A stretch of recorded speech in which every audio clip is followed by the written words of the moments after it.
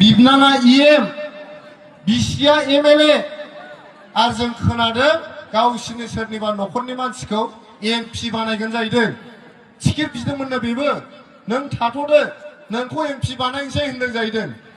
होमबा मा जोंहा थैनानै 5,000 मानसिया थैनानै हाजार हाजार मानसिया जेल जानानै हाजार हाजारा बेंगुरा जानानै न' सावजानानै रिलिफ केम्पआव थानानै मोनसे न'खरखौसो धोनि बानायनो थिखांनो थाखाय जों आन्दोलन खालामदोंमोन नामा रायजोफोर? बुं रायजोफोर नोंसोर बिनि थाखायसो खालामदोंमोन नामा?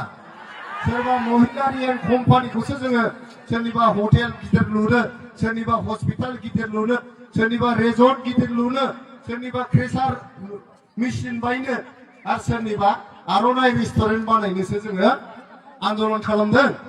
हा दुब्लियाव आलिखौ खर'सा लानानै उन्दुदों आरो बेखौ हैनोबो लाइ होनो हाया। लाइ होगोन नामा रायजोफोर? लाइ होगोन नामा? लाइ होआबा गोबारै आखाइ खबना हो। आरो आंजों बुं UPPL जिन्दाबाद, UPPL जिन्दाबाद।